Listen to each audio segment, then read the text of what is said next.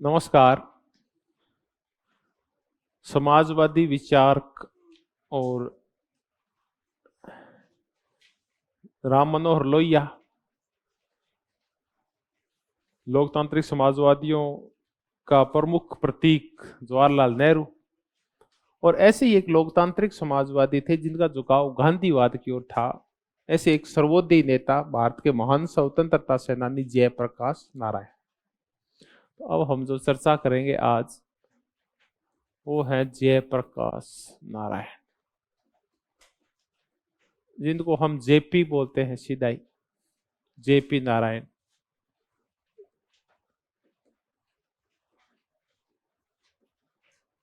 1979 तक जेपी मूलतः बिहार के थे और बिहार में थे छपरा के।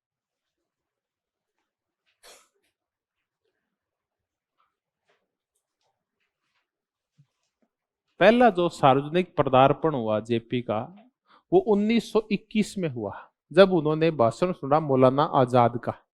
और मौलाना आजाद का भाषण सुनने के बाद उस भाषण से प्रेरित होके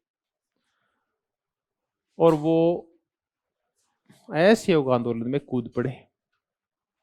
असहयोग आंदोलन के बाद फिर वो पढ़ने के लिए अमेरिका चले गए और अमेरिका में जब वो थे तब वो वहां रहते रहते ही वो एम.एन. रॉय और मार्क्स के विचारों के संपर्क में आए। बाद में वापस भारत आ गए अमेरिका से पढ़ लिख के, और जब आए तो थोड़े समय बाद 1929-30 में सविनय अवज्ञा आंदोलन हुआ, उसमें कूद पड़े। सविनय अवज्ञा आंदोलन जब कंप्लीट हो गया तो 1934 ये वो साल है जब कांग्रेस समाजवादी पार्टी का गठन किया गया। ये एक दबाव समूह है जो कांग्रेस के अंदर ही काम करता है ताकि कांग्रेस की नीतियों को पूंजीवाद की बजाय कौन सा स्वरूप दिया जा सके, समाजवादी स्वरूप। तो कांग्रेस के अंदर ही बना हुआ एक प्रेशर ग्रुप है ये। आचार्य नरेंद्र देव इसके अध्यक्ष हुआ करते थे और हमने चर्चा की कमला देवी चट्टोपाध्याय भी इससे जुड़ी हुई थी, राम मनोहर लोहिया इससे जुड़े हुए थे, मीनू मसानी, अशोक मेहता और जेपी नारायण, ये इसके मुख्य मुख्य चेहरे थे। अब बाद में कांग्रेस समाजवादी पार्टी 1948 में समाजवादी पार्टी बन गई और कांग्रेस से अलग हो गई। तो जेपी भी कांग्रेस को छोड़ के किस में शामिल हो गए, समाजवादी पार्टी में। 1952 में ये बन गई प्रजा समाजवादी पार्टी, प्रजा सोशलिस्ट पार्टी, तो ये इसमें शामिल हो गए। 1946 जब नेहरू को महीने भर के लिए अध्यक्ष बनाया गया था, कैबिनेट मिशन प्लान से पहले, जब नेहरू ने बाद में पद छोड़ दिया था क्योंकि उपाध्यक्ष बन गए थे सरकार में, तब गांधी जी ने कहा था कि किसको बनाया जाए, जेपी नारायण को। नेहरू के जो इस देश में स्वाभाविक उत्तराधिकारी थे वो यही थे। ये लग रहा था कि जब नेहरू नहीं होगा तो इस देश का नेतृत्व कौन करेगा, जयप्रकाश नारायण करेगा। तत्कालिक राजनीति में इतना बड़ा नाम था इनका। खैर इनको नहीं बनाया गया क्योंकि कांग्रेस ने कार्य समिति थी उनके का नाम स्वीकार नहीं किया, क्योंकि 1946 तक आते आते जब कैबिनेट मिशन प्लान आया तो उसके बाद गांधी वो नहीं बचे थे जो कभी ये कहा करते थे कि मैं धूल के कण से नई कांग्रेस खड़ी कर दूंगा, क्योंकि अब उनके वर्द भी हो गए थे, सामर्थ्य भी जवाब दे गया था और देश की परिस्थितियां बहुत तेजी से बदली थी। तो नेहरू और ये बहुत ज्यादा आगे आ गए थे। 1942 में छोड़ दी और उसके बाद आचार्य विनोबा भावे,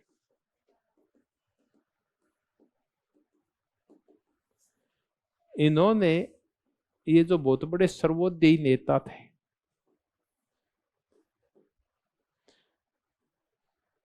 इन्होंने गांव दान का एक आंदोलन छेड़ा हुआ था और ये आंदोलन शुरू तो हुआ था आंध्र प्रदेश से। तो शुरुआत में ये जमीन दान का था ताकि उसका सही वितरण किया जा सके। फिर ये तो तब तक तो व्यवहारिक था भी, एक गांव में गए, किसी ने 100 बीघे जमीन दी, किसी ने 200 बीघे जमीन दी, चाहे एक्सेस थी, वो फालतू थी। हालांकि लोगों ने वो जमीन दे दी जो उनके लिए फालतू थी, जो बंजर थी, लेकिन जो भी थी जमीन दी थी। धीरे धीरे करते करते गांव से किसी ने कहा कि हम सारे इकट्ठे होकर तहसीलदान कर रहे हैं। तो तहसीलदान कैसे होती है समझ में नहीं आया। फिर कई लोगों ने, बिहार में एक प्रोग्राम हुआ तो दरभंगा जिला वालों ने कहा कि हम क्या दान करते हैं, विनोबा भावे को पूरा जिला ही दान करते हैं। तो विनोबा भावे सिर में ले सीखे जिले को, जमीन दोगे तो दूसरों का वितरण तो हो सकता है, जिला लेके करेंगे क्या। तो बाद में ये आंदोलन ने क्या किया, कईयों ने कहा कि हम तो पूरा क्या करेंगे, आप आओ हमारे राज्य में, हम क्या दान कर देंगे, पूरा राज्य ही दान कर देंगे। तो ऐसे ना वो फिर क्या है का कल्पनाओं का शिकार हो गया था ये इनका जो आंदोलन था, ये जमीन दान वाला। तो शुरुआत में आंदोलन इतनी तेजी से चला कि कोई आंदोलन जब खड़ा होता है ना तो इतना वो जोरदार लगता है कि ये तो ऐसे ही चलेगा। तो ये भी इस आंदोलन से जुड़ गए, सर्वोदय आंदोलन से, विनोबा भावे वाले से। और इन्होंने फिर बाद में क्या दे दिया था, अपना जीवन दान दे दिया था कि मैं ताज जिंदगी क्या रहूंगा, सर्वोदय। तो बहुत सारे युवाओं ने और नेताओं ने उस टाइम अपना जीवन दान भी दिया था। इसका मतलब हम आज के बाद वैसे रास्ते पे चलेंगे जैसे एक सर्वोदय चलता है। तो इस रास्ते के ऊपर चले थे, सर्वोदय वाले रास्ते के ऊपर विनोबा भावे से जुड़ गए थे। और 1952 तक आते आते, सॉरी 54 तक आते आते इन्होंने जो लोकप्रिय राजनीति थी उसको त्याग पत्र दे दिया। तो अब नेहरू का ये स्वाभाविक उत्तराधिकारी है, ये राजनीति छोड़ चुका है। हालांकि इन्होंने पहली जो एक गड़बड़ वो कर ली थी कि देखिए संविधान सभा के ये प्रबल दावेदार थे। तो तत्कालिक महत्वपूर्ण भारतीय नेताओं में गांधी तो वो तो किसी पद को स्वीकार ही नहीं करते थे, वो तो इन पदों से ऊपर थे। लेकिन ये इन्होंने कहा कि मैं संविधान सभा का सदस्य नहीं बनूंगा। तो एक ये वो बड़े नेता थे जयप्रकाश नारायण, जो संविधान सभा के सदस्य नहीं थे, क्योंकि इनका ये मांग थी कि संविधान सभा है ना वो प्रत्यक्ष चुनाव पे आधारित हो और उसका चुनाव किया जाए, पहले भारत की जनता वोट डाले उसके बाद संविधान सभा बने। तो तात्कालिक परिस्थिति में ऐसा संभव नहीं था, पहले वोट बनाओ सबके, फिर नौ तक तो बहुत ज्यादा लेट हो जाते। तो कैबिनेट मिशन प्लान को स्वीकार कर लिया गया था। हालांकि नेहरू ने बहुत पहले यही कहा था कि हमारी जो संविधान सभा बनेगी ना वो प्रत्यक्ष मतदान के आधार पर बनेगी। नेहरू ने बहुत पहले कह दिया था ये। इन्होंने बाद में मांग की कि बननी चाहिए, अब आपने कहा था, सबसे कहा इन्होंने, तो उस टाइम संभव नहीं थी। फिर उनका मैं तो इसमें जाऊंगा नहीं संविधान सभा, तो फिर ये संविधान सभा के सदस्य नहीं बने थे। 54 के बाद सक्रिय राजनीति से त्याग पत्र दे दिया। लेकिन देखिए बड़ा नाम था। तो उस टाइम नक्सल आंदोलन छिड़ गया था, क्योंकि पहले वो बंगाल से नक्सलवाड़ी से शुरुआत, देखते देखते वो बिहार में फैल गया। तो नक्सलवादियों को शांत करने के लिए उन्होंने काफी प्रयास किए गए थे, लेकिन उस प्रयास में इनको कोई बहुत बड़ी सफलता नहीं मिली। हाँ, एक मामले में सफल हो गए थे जिनके लिए इनका बड़ा नाम आज भी चलता है। चंबल के जो डाकू थे उनसे आत्मसमर्पण कराने में इनका बहुत बड़ा योगदान था, चंबल के डाकुओं से। तो डाकू उन्मूलन के क्षेत्र में इन्होंने बहुत बड़ा काम किया था 1960 से 70 के बीच में।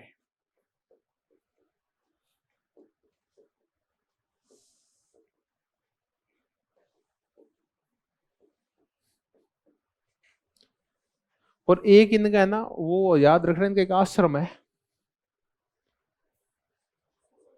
शिकार दरवा, क्या है,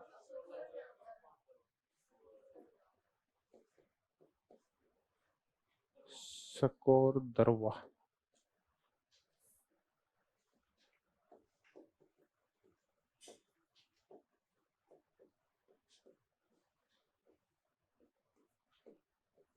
स्कोर दरवा ये आश्रम, बाद में ये यहीं रहा करते थे। और 70 के बाद तक फिर ये डाकू उन्मूलन वाला तो ये चलते रहते थे साइड में। ये तात्कालिक राजनीति में अप्रासंगिक हो गए थे और अपने इस आश्रम में रहा करते थे।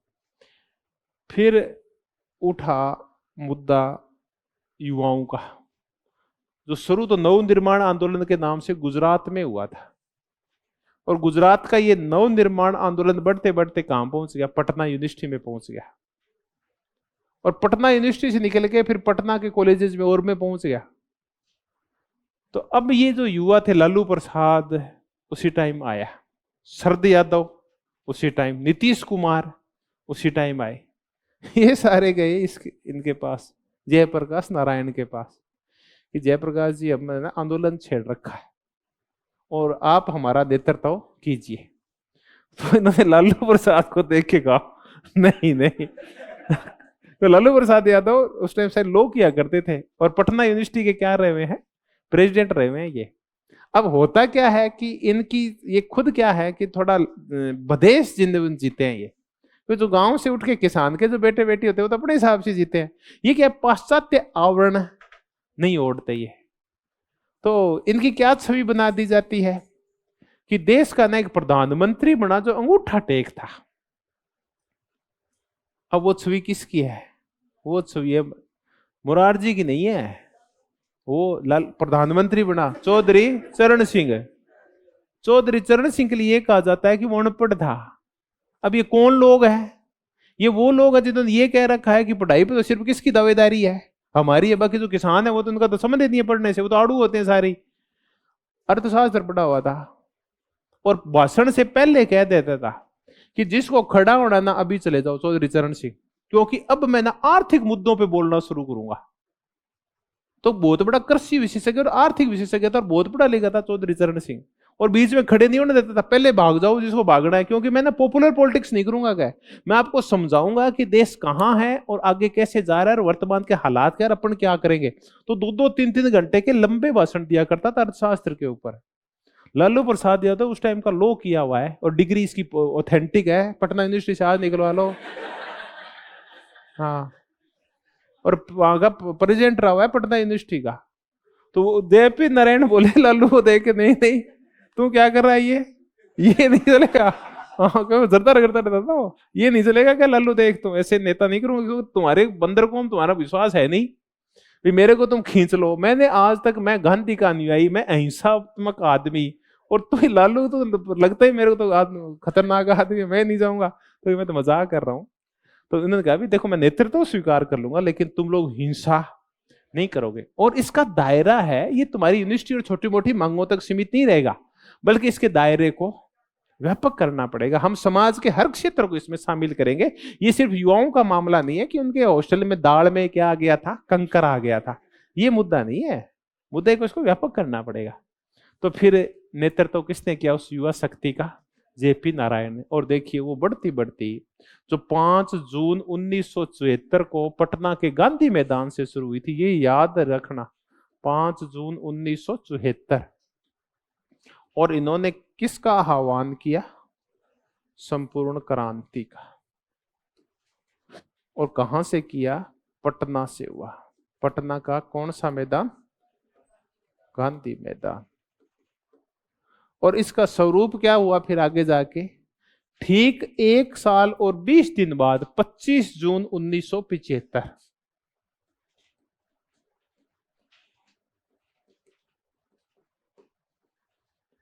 25 जून 1975 ये वो तिथि है जब दिल्ली एक आज तक इतनी बड़ी संख्या की पहली बार वो बड़ी, क्या बोलते हैं इसको, शब्द हेर फेर आ जाता है कई बार, देखने वाले क्या बोलते हैं, साक्षी बनी। साक्षी किस चीज की बनी? कि कहते हैं आज तक दिल्ली में इतनी बड़ी सभा किसी ने नहीं की थी। दिल्ली में जो बड़ी सभाएं किया करता था वो चौधरी चरण सिंह किया करता था, सबसे बड़ी सभाएं, क्योंकि वहां का वेस्टर्न यूपी क्या लगता है, नजदीक लगता है। और या फिर ये जो किसान थे, टिकैत था, ये सभाएं किया करता था बहुत बड़ी बड़ी दिल्ली के अंदर। और कोई नेता दिल्ली में इतनी बड़ी सभा नहीं कर पाता था। इतनी बड़ी सभा टिकैत भी नहीं कर पाया, चौधरी चरण सिंह भी नहीं कर पाया। इतनी बड़ी सभा किसने की? जयप्रकाश नारायण ने। कहते हैं वो लोगों की आंखें फटी रह गई, इतनी भीड़ हुई थी उस दिन दिल्ली में। और वो थी रामलीला मैदान की रैली। उसी रामलीला में फिर रामदेव जी गए थे एक दिन, वैसी ही भीड़ जुटाने के लिए जैसी किसने जुटाई थी? जेपी। लेकिन थोड़ा सा फर्क हो गया, घटनाएं वैसी घटित हो रही है जैसे कहां घटित हुई है? रामलीला मैदान में। जेपी ने भाषण दिया और भाषण में ये और कह दिया कि देखो मिलिट्री वाले और पुलिस वाले भी ध्यान रखो, अगर तुम्हें यह लग रहा है कि देश में गलत हो रहा है तो वर्तमान सरकार की बातें मानने की आवश्यकता नहीं है। अब देखिए ये 2 मुख्य सेवाएं हैं जो अराजकता से छुटकारा दिलाती है। अगर आप दोनों सेवाओं के लिए ये कह देते हैं कि आपको सरकार के आदेश मानने की आवश्यकता नहीं है तो फिर देश का होगा क्या।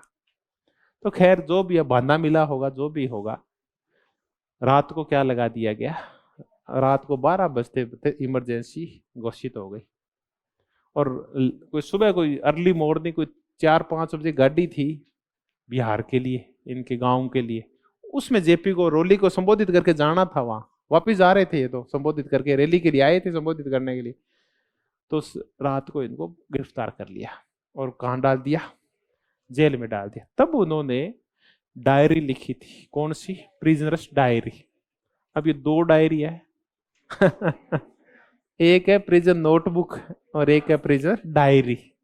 तो नोटबुक है एक जेल कैदी की नोटबुक, प्रिजनर डायरी। तो नोटबुक है वो तो है ग्रामसी की, और डायरी किसकी है, जेपी नारायण की। ये लिखी उन्होंने। फिर बाद में आजाद हो गए, आजाद हो गए। अब 1977 आ गया है और अब मौका है चुनाव का। तब जेपी के नेतृत्व में कई विरोधी दल थे, उन्होंने अपना अपना वजूद समाप्त कर दिया और एक नई पार्टी गठित की, जनता पार्टी के नाम से। तो इस जनता पार्टी में राम मनोहर लोहिया, जो गैर कांग्रेसवाद का नारा दिया जिन्होंने, और वो नारा लगाते लगाते रह गए, कामयाब नहीं हुए। वो गैर कांग्रेसवाद कौन लेके आए, फिर जेपी के नेतृत्व में विभिन्न पार्टियां इकट्ठी हुई। जेपी को मतलब उन्होंने नैतिक नेतृत्व स्वीकार किया, बाकी तो वो बाकी और गणे नेता थे। और फिर सरकार बनी जनता पार्टी की। तो ये था जयप्रकाश नारायण का जीवन चरित्र। फिर उसके बाद 2-1 साल और जिंदा रहे, उसके बाद डेथ हो गई। तो आप तो कांग्रेसी समाजवादी पार्टी से इनका संबंध, प्रजा समाजवादी पार्टी से संबंध, इनका आश्रम स्कोर दरवाह। विनोबा भावे के सर्वोदय आंदोलन से जुड़े हुए थे, डाकू उन्मूलन का कार्य किया, नक्सलवाद के उन्मूलन के लिए कार्य किया, उसमें तो कामयाब नहीं हुई है। उसके बाद इनकी संपूर्ण क्रांति का आह्वान, ये तथ्य याद रखना बस। और उसके बाद ये रैली, ये तो याद रह जाए तो ठीक है। ये था जयप्रकाश नारायण का जीवन चरित्र। अब हम चर्चा ये करेंगे कि इनको जो बुक्स लिखी है उन पे चर्चा करते हैं। जयप्रकाश नारायण की बुक्स कौन कौन सी है।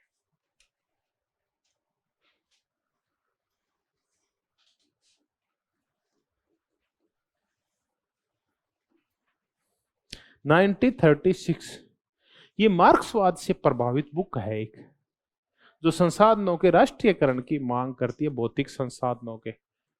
Y socialism.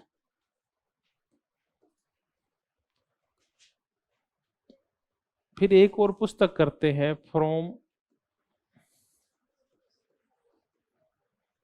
Socialism to Sarvodaya,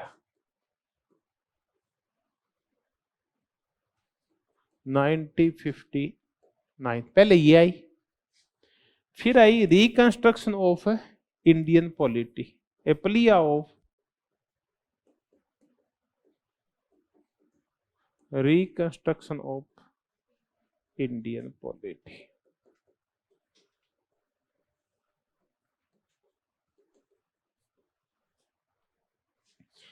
फिर इनकी एक और पुस्तक है, ये है सोशलिज्म सर्वोदय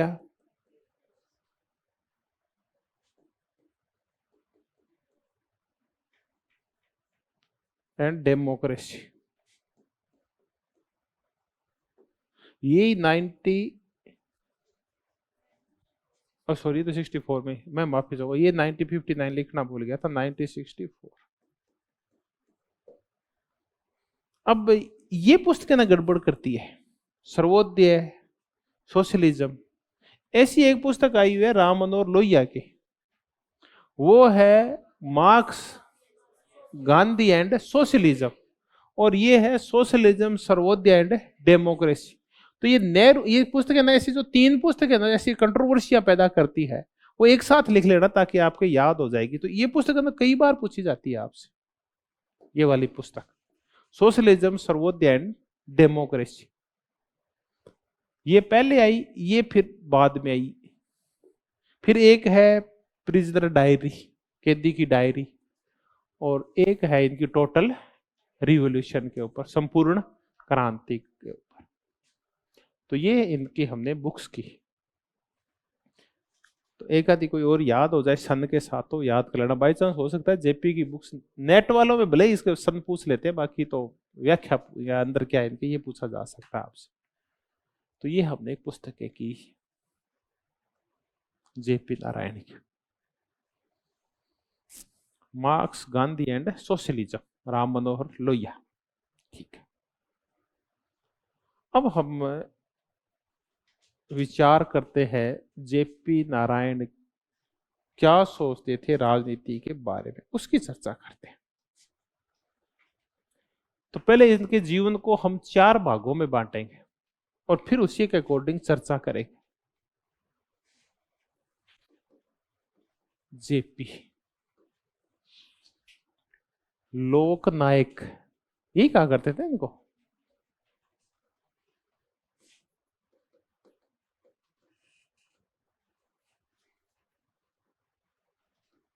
जीवन के 4 चरण है इनके। पहले में ये है मार्क्सवादी, दूसरे में है ये लोकतांत्रिक समाजवादी, तीसरे चरण में है ये सर्वोदयी, और चौथे चरण में है संपूर्ण क्रांति। ये इनके जीवन के ये 4 पड़ाव है, राजनीतिक पड़ाव, जिनकी हम चर्चा करेंगे। शुरुआत में ये मार्क्सवादी थे और इसी दौरान ये मार्क्सवाद के प्रभाव में तब आए जब ये यूएस पढ़ने गए थे, उस दौरान आए। और जब आ गए थे तो आने के बाद इन्होंने कांग्रेस सोशलिस्ट पार्टी गठित कर ली, लेकिन ये औरों की बजाय ज्यादा मार्क्सवादी थे। एम.एन. रॉय से बहुत ज्यादा प्रभावित थे ये। तो 1936 की पुस्तक कौन सी, वाई सोशलिज्म, और इस पुस्तक में उन्होंने फिर भारी उद्योगों का समर्थन किया है और जितने भी भारी उद्योग है उनके राष्ट्रीयकरण का समर्थन किया है।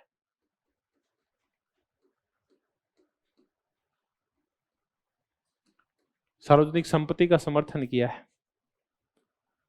लेकिन इनका मार्क्सवाद की तरफ जो झुकाव था, वो जैसे जैसे स्टालिन मजबूत होता गया, इनका उससे विश्वास से उठता गया। स्टालिन ने जिस हिसाब से अत्याचार किए और पूरी सत्ता अपने पास केंद्रित कर ली और सर्वसत्तावाद ले आया, दल की नौकरशाही की और व्यक्ति की जो तानाशाही आई, पहले तो थी दल की तानाशाही, फिर उससे ऊपर थी नौकरशाही और उससे ऊपर फिर एक व्यक्ति, बस इन तीनों के ही पास पूरा यूएसएसआर कैद हो गया था। तो इस बात ने इनको बड़ा प्रभावित किया कि मार्क्सवाद है अंततः, क्योंकि प्रयोग वही था, प्रयोग भूमि तो यूएसएसआर ही था, वहीं तो पता चलेगा कि कामयाब हो गया नहीं हो गया, इसका स्वरूप क्या हो सकता है। तो इनका फिर मोह भंग हो गया मार्क्सवाद से, क्योंकि ये तो सर्वाधिकारवाद के रूप में पनपता है मार्क्सवाद, उन्होंने ये देखा। तब उन्होंने फिर इस मार्क्सवादी रास्ते को छोड़ दिया और फिर कौन सा रास्ता अपनाया, लोकतांत्रिक समाजवाद का रास्ता अपनाया। अब लोकतांत्रिक समाजवादी ये तब रहे जब ये कांग्रेस सोशलिस्ट पार्टी उसके बाद से जुड़े रहे, लगभग 40 से 50 तक ये क्या थे, लोकतांत्रिक समाजवादी थे। कि समाजवाद तो आएगा लेकिन इसको जो लाने का तरीका है वो हिंसात्मक नहीं होगा, बल्कि कैसा होगा, अहिंसात्मक तरीका होगा।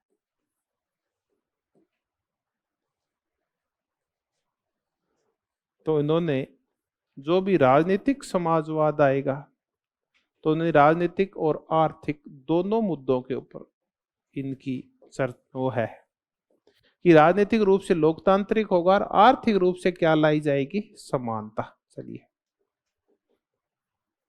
रास्ता लोकतांत्रिक होगा। और आर्थिक व्यवस्था में इन्होंने कहा कि जो खेती है वो सहकारी होगी, तो उन्होंने सहकारी खेती की वर्ण किया। बाकी तो साधारण सी बातें हैं जो भी इसके तहत होती है राजनीतिक लोकतंत्र के तहत, वो बात है। और इनका मुख्य आधार क्या होगा, हिंसा की बजाय अहिंसा होगा।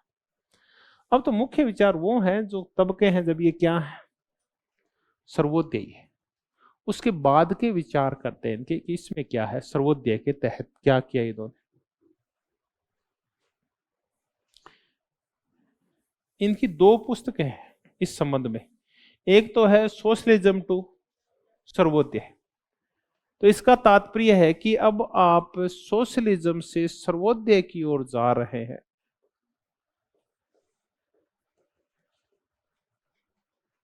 और यह काल शुरू होता है 1950 के बाद, कि अब आप कौन सा समाजवाद लाना चाहते हैं? गांधीयन समाजवाद। और गांधीयन समाजवाद के तहत अब आप सबका भला चाहते हैं, बजाय कि एक विशिष्ट वर्ग को, जिसको हम गरीब वर्ग कहते हैं, क्लास पॉलिटिक्स करते हैं, अब आप सबका भला चाहते हैं। इसमें अगड़े पिछड़े हैं सारे शामिल हो जाते हैं, वो है सर्वोदय। और विनोबा भावे, दादा धर्माधिकारी, ये सारे, जयप्रकाश नारायण, ये सब कौन थे? 1950 के बाद के सर्वोदय नेता है। और सोशलिज्म टू सर्वोदय, इसके बाद एक और पुस्तक आई उसी साल, और उस पुस्तक का नाम था a plea of for reconstruction of Indian polity. ये पुस्तक करते हैं, इसमें इनके विचार हैं वो व्यापक रूप से वर्णित किए गए कि भारत का स्वरूप क्या होगा, इसके ऊपर उन्होंने लिखा है। और पुस्तक है भारतीय राजनीति की पुनर्संरचना।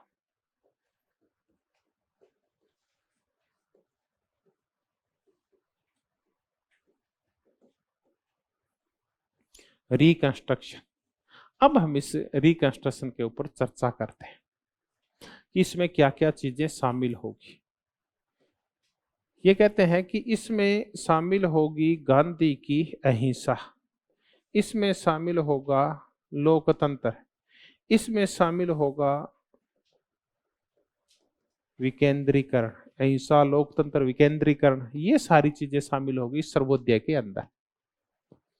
अब पहले इन्होंने क्या किया कि वर्तमान की जो व्यवस्था थी, जिससे लोगों का बहुत तेजी से मोह भंग हो रहा था, गांधी का अंतिम काल था, उसमें लोगों का मोह भंग होना शुरू हो गया था, कि लोगों के धैर्य की एक सीमा होती है, क्योंकि जनता ने बहुत ज्यादा सपने देख लिए। और कुछ क्या है कि जब स्वतंत्रता आंदोलन चल रहा था तो लोगों को लामबंद करने के लिए सौपन दिखाए भी जाते हैं, ताकि लोग क्या हो जाए, थोड़े अग्रेसिव हो जाए, उत्साहित हो जाए थोड़े से, कि देश आजाद होगा तो हमारे सारे सपने क्या होंगे, पूरे हो जाएंगे। तो 1959 तक आते आते लोगों का जब मोहभंग होना शुरू हो गया भारतीय राजनीति व्यवस्था से, तब इन्होंने ये पुस्तक लिखी थी, भारतीय राजनीति की पुनर्संरचना। अब इसकी चर्चा करते हैं, इन सबको उठा देते हैं कि पहले दौर में ये मार्क्सवादी थे, दूसरे दौर में लोकतांत्रिक समाजवादी है, और तीसरे दौर में ये क्या हो गए हैं, सर्वोदयी हो गए। यानी अब गांधीयन समाजवाद आएगा, अब कोई लोकतांत्रिक समाजवाद नेहरू वाला नहीं है। तो अब हम भारतीय राजनीति की जो पुनर्संरचना होगी उसकी चर्चा करेंगे।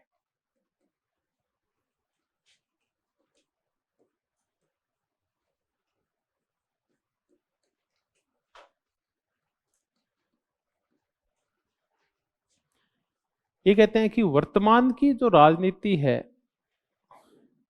उसमें क्या क्या गड़बड़ हो गई है। ये कहते हैं कि संसदीय व्यवस्था है, इस कंस्ट्रक्शन में वो इसका क्या करते हैं, विरोध करते हैं। कि संसदीय व्यवस्था में सबसे बड़ी कमी है कि ये क्या है, दरअसल एक दलीय व्यवस्था है। इसकी एक बड़ी कमी और है कि ये बहुसंख्यकवाद को बढ़ावा देती है। इसकी एक और बड़ी कमी है कि ये सिर्फ नैतिकता का मामला नहीं है, बल्कि सिर्फ किसका मामला है, गणना का मामला है। और ये कहा करते थे कि ये इलेक्टेड ओलिगार्की है।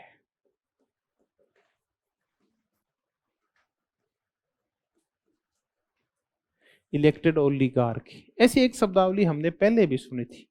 एक रूसो भी ऐसी बातें करता है, वो इसको इलेक्टेड अरिस्टोक्रेसी बोलता है। कि एक ये कहते हैं कि जो संसदीय व्यवस्था है या वो क्या है, एक इलेक्टेड ओलिगार्की है, एक निर्वाचित अल्पसंख्यक है, यानी अभिजन लोग ही जीत के आते हैं। इसको इलेक्टेड ओलिगार्की बोलता है जेपी नारायण संसदीय व्यवस्था को। और इसी प्रतिनिधियात्मक संसदीय व्यवस्था के लिए जब वो आलोचना करता है ब्रिटेन की और प्रतिनिधित्वकारी लोकतंत्र की, तो ये जो रिप्रेजेंटेशन वाली जो डेमोक्रेसी होती है, प्रतिनिधियात्मक जो लोकतंत्र है, उसको रूसो ये शब्दावली देता है। तो थोड़ा एक साथ लिख लोगे तो थोड़ा समझ में आ जाएगा। तो इलेक्टेड ओलिगार्की किसने बोला है? जेपी नारायण ने। और इलेक्टेड एरिस्टोक्रेसी ये रूसो ने बोला है। तो ये संसदीय व्यवस्था की इसलिए आलोचना करता है। और एक और कहते हैं कि संसदीय व्यवस्था में एक और गड़बड़ पाई जाती है, वो है प्रत्यक्ष जो मतदान होता है। ये और है, प्रत्यक्ष लोकतंत्र नहीं करा, मैं प्रत्यक्ष मतदान कर रहा हूं। एक प्रोक्ष होता है, एक प्रत्यक्ष होता है। दलीय व्यवस्था, इसमें दिक्कत क्या है? इनका यह कहना है कि दलीय व्यवस्था में जो आपके प्रतिनिधि होते हैं वो जन अधिकारों की और जन स्वतंत्रताओं की मांग उठाने की बजाय किसके लिए काम करते हैं? दलों के लिए। इनकी स्वायत्त बुद्धि है, वो काम नहीं कर पाती, क्योंकि अगर जनता के हित और दल के हित टकराते हैं तो ये पक्षधरता किसकी करते हैं? दल की करते हैं। तो ये दलीय जो तानाशाही है, ये प्रतिनिधियों की जो स्वाभाविक स्वतंत्रता है, स्वायत्त विचार होते हैं, उनको समाप्त कर देते हैं, उनको मजबूर कर देते हैं कि आप पार्टी लाइन पे चलो, आपको वही करना है जो आपसे पार्टी ने कह दिया है। तो एक सबसे बड़ी दिक्कत ये आती है। और इसमें फिर जनता की बजाय किसको महत्व ज्यादा दिया जाता है? दल। और येन केरन कोशिश की जाती है कि जन सेवा की बजाय इनकी जो उद्देश्य होता है वो क्या प्राप्त करना होता है? सत्ता। जनता बाद में और सत्ता पहले। दूसरा ये कहता है कि इसमें बहुसंख्यकवाद पाया जाता है, और इसकी हमने पहले बहुत सारी बहुमतवादी जो बहुसंख्यकवाद मेजोरिटी टायरेनी पाई जाती है, ऐसी चर्चाएं टोकविले भी करता है, ऐसी चर्चाएं जेएस मिल भी करता है। और ऐसी बातें कौन कर रहे हैं? जेपी नारायण, कि इसमें बहुसंख्यकवाद पाया जाता है, इनकी तानाशाही पाई जाती है, अल्पसंख्यक मतों को दबा दिया जाता है। अब ये कहते हैं इसमें नैतिकता नहीं चलती, आप कितने अच्छे हैं महत्व भी नहीं रखता, महत्व तो ये रखता है कि आपके पास गिनती है या नहीं। तो नैतिकता की बजाय, मस्तिष्क की बजाय गणना का मामला है। और फिर हमने ये भी देखा कि ये क्या है? इलेक्टेड ओलिगार्की होती है, यानी एक निर्वाचित अभिजात तंत्र होता है, छोटा सा, वही राज करता रहता है आम जनता के नाम के ऊपर। जनता सिर्फ वोट डालने तक सीमित रह जाती है। और अब आ गया दिक्कत कहां से है? प्रत्यक्ष मतदान से, कि जनता के लिए हजार झूठ बोले जाते हैं ताकि वोट ले ले। जनता को भांति भांति के प्रलोभन दिए जाते हैं, और उनको फिर हम भी देखते हैं कि मतदान के समय क्या होता है। तो ये जो प्रलोभन है, ये जो प्रत्यक्ष मतदान की वजह से पैदा होते हैं, तो ये भी नहीं होना चाहिए। तो ये कमियां बताते हैं। प्रत्यक्ष मतदान एक बहुत बड़ी कमी है, ये इलेक्टेड ओलिगार्की है, अभिजात तंत्र, ये भी कमी है, गणना का मामला है, बहुसंख्यकवाद और दलीय व्यवस्था। ऐसे करके और ये वर्तमान संसदीय प्रजातंत्र उसका क्या करते हैं? विरोध करते हैं। अब ये तो हो गया विरोध, अब क्या करना पड़ेगा आपको? अब आप कैसे पुनर्संरचित करोगे, ये भी तो मुद्दा है। तो अब हम इस मुद्दे के पे आते हैं कि पुनर्संरचना कैसे करें, रिकंस्ट्रक्शन करें कैसे। कमियां तो बता दी हमने, क्योंकि कमियां बताना तो आसान होता है, मुद्दा ये है कि उन कमियों को दूर करने के लिए हम करें क्या। तो अब हम पुनर्संरचना की चर्चा करते हैं।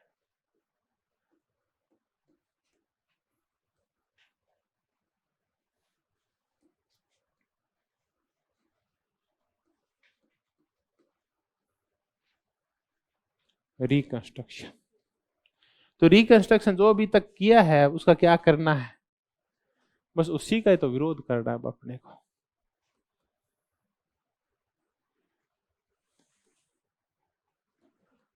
व्यवस्था कैसी होगी? दल विहीन होगी, क्योंकि संसदीय व्यवस्था दलीय व्यवस्था है मूलतः।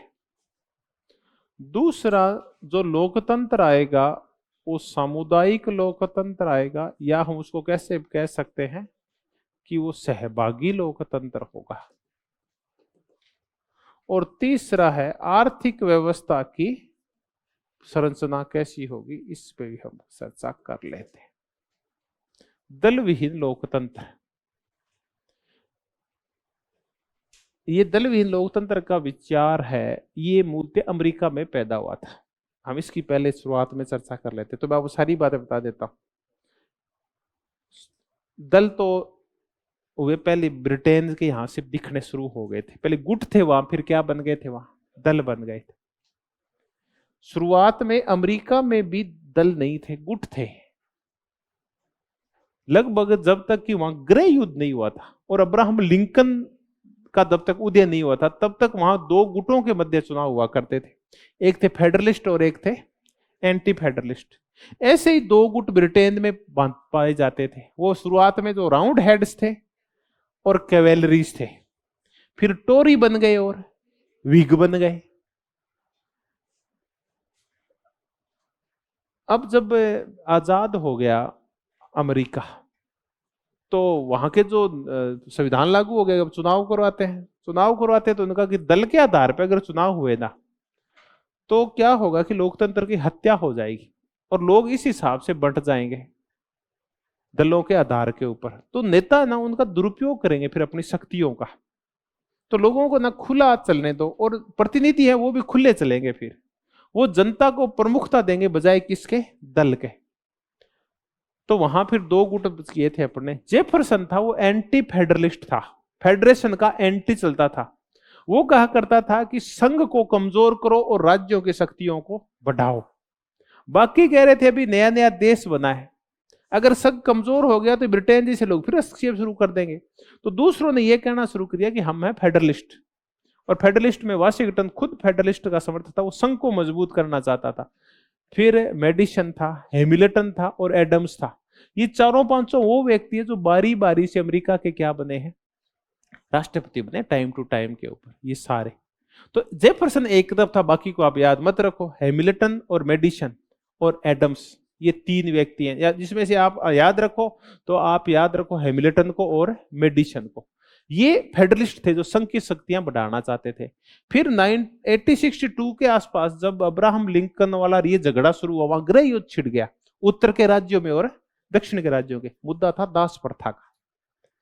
तो फिर रिपब्लिकन ने यह कहा कि हम दास प्रथा का विरोध करते हैं, वो तो कहलाए रिपब्लिकन। और जिन्होंने दास प्रथा का समर्थन किया, वो जो बनाए रखना चाहते थे, वो हो गए डेमोक्रेट। बाद में आज इनके रूप अलग हो गए। आज डेमोक्रेट किसकी बजाय ज्यादा कल्याणकारी हैं, रिपब्लिकन की बजाय। पहले रिपब्लिकन ज्यादा ठीक थे, अब्राहम लिंकन रिपब्लिकन था जो दास प्रथा का विरोध कर रहा था। तो दल विहीन लोकतंत्र। फिर भारत में जो दल विहीन लोकतंत्र की जो पहली व्याख्या की, वो किसने की, एम.एन. रॉय ने की। इनकी भी करेंगे। फिर इसी मुद्दे को किसने आगे बढ़ाया, गांधी ने।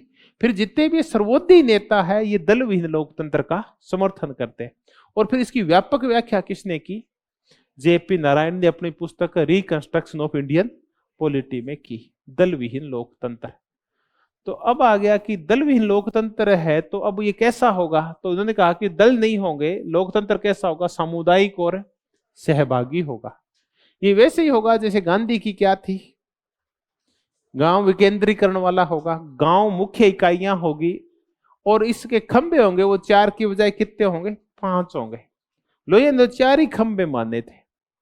लोहिया ने कहा कि पहला खंबा होगा वो ग्राम होगा, और दूसरा सीधा ही वो किस पे आ जाता है, उप आ जाता है, जिले पे आ जाता है, डिस्ट्रिक्ट, इंग्लिश में डिस्ट्रिक्ट लिखा हुआ है। तीसरा प्रोविनेंस पे आ जाता है, प्रांत पे। और चौथा किस पे आ जाता है, सेंटर यानी केंद्र पे आ जाता है, राष्ट्र पे आ जाता है। और इन्होंने यहां बीच में और जोड़ दिया, क्या जोड़ दिया आपका, ये इसको क्या बोलते हैं बीच वाले को, खंड बोलते हैं, ब्लॉक। ब्लॉक कह दो, इंग्लिश में नहीं आ रहा, ब्लॉक कर लेते हैं। तो ये ब्लॉक तो पंचायत समिति वाला लेवल मान लो। तो इन्होंने इसके कितने कर दिए, 5। अब ये होगा कि चुनाव कैसे होगा इनका। तो चुनाव का वही तरीका है जो गांधी जी बता के गए थे। शुरुआती लेवल पे जो चुनाव होंगे, इनका प्रत्यक्ष चुनाव नहीं होगा हर एक पद के ऊपर। शुरुआत में जो ग्राम पंचायत के शुरुआती लेवल के चुनाव है वो तो होंगे प्रत्यक्ष, और उसके बाद करेंगे आगे मनोनीत, ये नॉमिनेटेड होते जाएंगे। इस प्रकार उन्होंने कौन सा लोकतंत्र बनाया, सामुदायिक और सहभागी लोकतंत्र, कि इसमें लोक नीति महत्वपूर्ण होगी, लोकमत महत्वपूर्ण होगा, ऐसा होगा। जनता की नीति और जनता के मत महत्वपूर्ण होंगे, प्रतिनिधि महत्वपूर्ण नहीं होंगे। अब आ गई आर्थिक संरचना। आर्थिक संरचना के बारे में इनका यह कहना था कि अभी जो है ये योजना आयोग की वजह से बहुत ज्यादा दिक्कत पैदा हो गई है। योजना आयोग ने दो तरीके से देश का नुकसान किया। एक तरीका तो इसने जो सीधी चोट पहुंचाई वो पहुंचाई संघवाद को, और दूसरा उसने क्या किया, विकेंद्रीकरण को चोट पहुंचाई, आर्थिक विकेंद्रीकरण को। संघवाद को तो चोट ऐसे पहुंचाई कि अब आयोग को जो सिर्फ समन्वय का काम सौंपा गया था वो अब खुद योजनाएं बनाने लग गया है पूरे देश के लिए, और उन योजनाओं को लागू करने के लिए पैसे की रिलीज करने की सिफारिश भी कौन करता है, योजना आयोग, क्योंकि ये प्रधानमंत्री के नेतृत्व में चलता है। तो सारी शक्तियां किसके पास आके इकट्ठी हो गई थी, योजना आयोग के पास। और जब योजना आयोग बना था तब तात्कालिक जो हमारे वित्त मंत्री थे, वो ईसाई है, मैं नाम भूल जाता हूं उनका, जॉन मथाई ने इस्तीफा दे दिया था कि अब मेरा कोई काम है नहीं बचा, क्योंकि सारा काम कौन कर देगा, और यही प्लान बना देगा और यही पैसे जारी कर देगा। अब इसने संघवाद को कमजोर कर दिया। अब अपना ये कहते हैं कि इसने संघवाद को कमजोर कैसे किया, आप बताओ। ये संघवाद, योजना आयोग ने संघवाद को मजबूत या कमजोर किया? हाँ, क्योंकि राज्यों की शक्ति, संघवाद मजबूत तो तब होता है जब राज्य शक्तिशाली होते हैं, तो संघ मजबूत होता है। और इन्होंने क्या किया, राज्यों की सारी जो प्लानिंग करने की शक्तियां थी वो अपने पास हथिया ली। तो अब राज्य तो मुंह देखते रहते हैं और सारा काम कौन करता रहता है, योजना आयोग, संघ करता रहता था। तो संघवाद कमजोर हो गया और इसने सारी आर्थिक शक्तियों का क्या कर लिया, केंद्रीकरण कर लिया।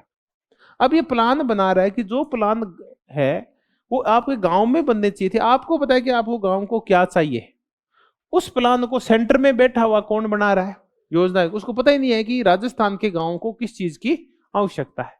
वो कह रहे हैं कि राजस्थान के गांव में ना नमक भेजो, क्यों, कि इस पूरे भारत में नमक भेज रहे हैं। अब प्लान बनी है वो जम्मू कश्मीर के लिए कि वहां नमक इसलिए भेजा जा रहा है कि बर्फ जम जाती है सड़कों के ऊपर, उसको पिघलाने के लिए क्या चाहिए, नमक चाहिए। और यहाँ जैसलमेर बाड़मेर में क्या भेज रहे हैं, वो नमक भेज रहे हैं। अब सब जगह कह रहे हैं कि चलो ठीक है, पूरे देश ये ना मलेरिया फैल गया तो पूरे देश में काहे की छिड़काव करो, डीडीटी का छिड़काव करो। अब भारत में ना जैसलमेर बाड़मेर और राजस्थान के गांव में मलेरिया बहुत ही कम होता था उस टाइम, क्योंकि इतनी लू चलती थी, मच्छर पनपते ही नहीं थे, पानी था ही नहीं, तो मच्छर तो प्यास से मर जाते थे, डीडीटी को उनको जरूरत थी, गर्मी में मर जाते थे मच्छर तो लू से। अब वो यहां भी करवाओ। अब ये तो नमी के क्षेत्र में जहां मच्छर ज्यादा होते हैं, तब मैं कह रहा था योजना आयोग ने योजनाओं को क्या कर लिया था, सेंट्रलाइज्ड कर लिया था। तो अब जेपी नारायण ने कहा कि देखिए ऐसा मत कीजिए, अब आप इसको खत्म कीजिए, और योजनाएं बन के कहां से आनी चाहिए, गांव के लेवल से उनको उठाइए आप। और जब गांव के लेवल से उठेगी ना तभी ये डिसेंट्रलाइज्ड हो पाएगी, तब सही नीतियां सामने आ पाएगी। वरना ये तो एसी में बैठ के और ये क्या करते रहते हैं, योजनाएं बनाते रहते हैं। तो अहलूवालिया ये बहुत ताकतवर आदमी हुआ करते थे उस टाइम। एक नाम सुना होगा, मनमोहन सिंह जब प्रधानमंत्री थे तो अहलूवालिया क्या थे, योजना आयोग के उपाध्यक्ष थे, मोन्टेक सिंह अहलूवालिया। अभी अहलूवालिया जी के टाइम कहते हैं कि योजना आयोग में टॉयलेट बनाई गई थी कितने करोड़ की, क्योंकि वो पैसे का क्या करते हैं, फिर ये दुरुपयोग करते हैं। और राज्यों में जाते थे तो मुख्यमंत्री जी पहले ही पलक पावड़े बिछा के और हाथ ऐसे रख देते थे, और अहलूवालिया जी हाथों पे चलते हुए ऐसे आते थे। इतने महत्वपूर्ण हुआ करते थे, उनको पता था कि पैसा देगा तो कौन देगा, अहलूवालिया तो देगा पैसा। तो वास्तव में दोनों शक्तियों का क्या किया था, दुरुपयोग किया था। तो जेपी नारायण ने उस टाइम भी कह दिया था कि योजना आयोग की शक्तियों को कम करने की जरूरत है, क्योंकि अब आर्थिक मंत्रिमंडल हो गया, इकोनॉमिक जो कैबिनेट है वो तो कौन है, हमारा योजना आयोग। कैबिनेट की कोई पूछ ही नहीं है इसके सामने। तो उन्होंने कहा कि अब इसका आर्थिक शक्तियों का विकेंद्रीकरण किया जाए, और शक्ति योजनाएं हैं वो गांव से बन के आए, और योजना आयोग का काम सिर्फ उनके मध्य क्या हो जाए, या तो उनको बताना भी बनती कैसे है, या उनके मध्य एक समन्वय स्थापित करना, कोऑर्डिनेशन बनाना उन सबका। और अब ऐसा ही कौन करता है, नीति आयोग करता है। ठीक है, हालांकि नीति आयोग को बनाया तो इसलिए गया था कि नीति आयोग से आर्थिक शक्तियों का क्या हो जाएगा, विकेंद्रीकरण, और सहयोगी संघवाद का विकास होगा, और प्रतियोगी संघवाद का विकास होगा। हालांकि प्रतियोगी संघवाद बड़ा है, ये ना बहुत प्रकार की प्रतियोगिताएं करवाता है, ये स्वच्छता सर्वेक्षण करवाता है कि कौन सा राज्य है एक नंबर पे, एजुकेशन को लेके है, स्वास्थ्य को लेके है, ये बहुत सारे मुद्दों के ऊपर ये विभिन्न राज्यों को प्रेरित करता है कि आप दिखाओ आप किस फील्ड में क्या काम कर रहे हो। वो तो काम कर दिया, लेकिन फिर भी ये जो नीति आयोग है ये सहकारी संघवाद पे खरा नहीं उतरा है, क्योंकि इसने भी राज्यों का क्या घोंट दिया है, गला घोंट दिया है। मोदी जी का इसके प्लान तो बहुत अच्छी थी, क्योंकि मोदी जी खुद मुख्यमंत्री रहे हैं 8-10 साल तक, तब इनको पता है कि सेंटर कैसे भेदभाव करता है जहां उनकी विरोधी दल की सरकारें होती है वहां। लेकिन वही काम जो पहले योजना आयोग किया करता था और मोदी जी के साथ हुआ करता था, वो बदला लेने के लिए मोदी जी ने और वर्तमान सरकार ने औरों के साथ शुरू कर दिया। तो भी इसका वास्तविक स्वरूप अभी नीति आयोग का सामने नहीं आया जिसके लिए इसको बनाया गया था। तो खैर फिर भी इतना सेंट्रलाइज नहीं है जितना कौन है, योजना आयोग। नीति आयोग उसकी बजाय ठीक है, ये पॉलिसी थिंक टैंक का जो काम करता है वो बहुत जोरदार करता है ये नीति आयोग। तो खैर हम तो चर्चा कर रहे थे जेपी नारायण की कि उन्होंने योजना आयोग की अवहेलना की और योजनाओं का काय की चर्चा की, विकेंद्रीकरण और डिसेंट्रलाइजेशन की चर्चा की। तो ये है इनका दल विहीन लोकतंत्र। तो कई बार ये क्वेश्चन आता है, अभी क्वेश्चन आता है ना, तो कई बार ये देखो आजकल जो वहां तो ये क्वेश्चन गायब हो गए, क्योंकि पहले आ जाता था कि बताओ दल विहीन लोकतंत्र का विचार किसका है, तो उसमें एम.एन. रॉय भी लिख देते थे, उसमें जेपी नारायण, उसमें महात्मा गांधी भी लिख देते, उसमें विनोबा भावे भी लिख देते थे। और ये जितने भी सर्वोदयी होते हैं ये सारे क्या होते हैं, दल विहीन लोकतंत्र के समर्थक होते हैं। एम.एन. रॉय तो मार्क्सवादी था, फिर भी वो दल विहीन लोकतंत्र का समर्थक था। अब ना ऐसे क्वेश्चन नहीं आएंगे। फिर भी आप याद रखें कि दल विहीन लोकतंत्र के समर्थक कौन थे, जेपी नारायण। तो पहले ये दरअसल किसके बारे में पूछना चाह रहे थे, जेपी नारायण के बारे में क्वेश्चन आता था ये वाला। अब हम इनके 3 दौर कर लिए। जब ये मार्क्सवादी थे, लेकिन स्टालिन को देख के मार्क्सवाद का विचार पनप गया। फिर लोकतांत्रिक समाजवादी हुए, जब ये कांग्रेस समाजवादी पार्टी से जुड़े हुए थे।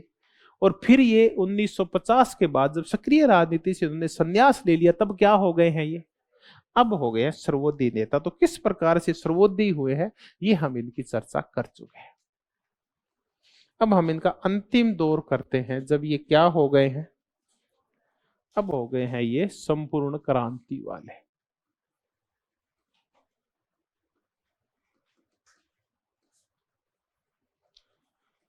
टोटल रिवॉल्यूशन,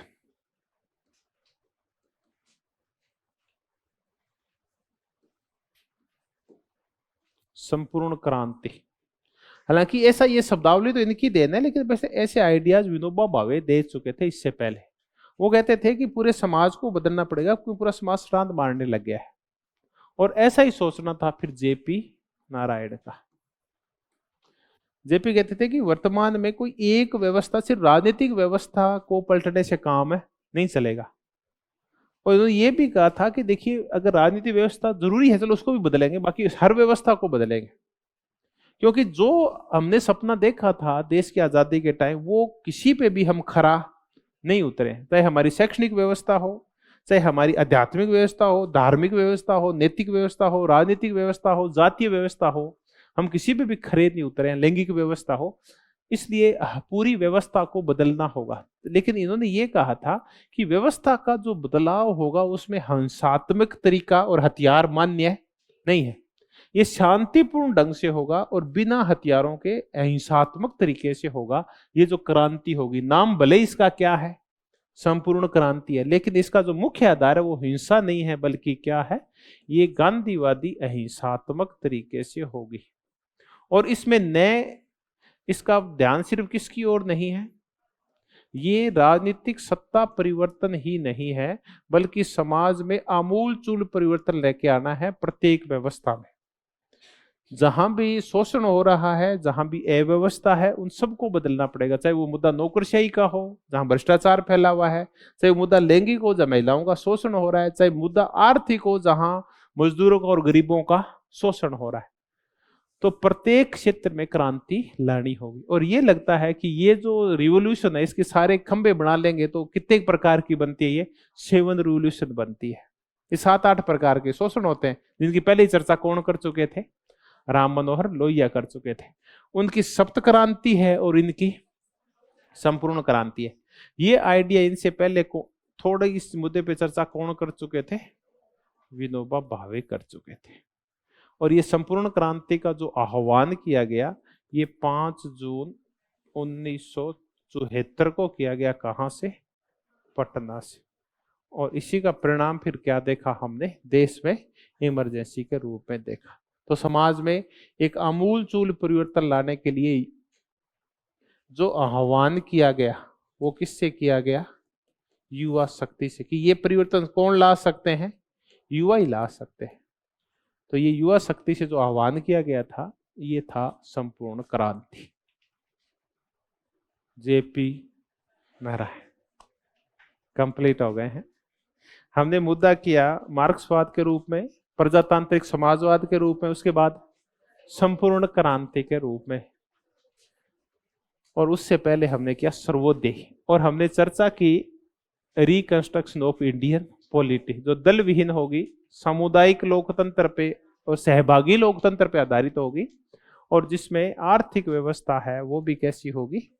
विकेंद्रित होगी। ग्राम मुख्य इकाई होंगे, ग्राम स्वराज होगा, ये वाली सर्वोदय वाले। धन्यवाद, बहुत बहुत धन्यवाद।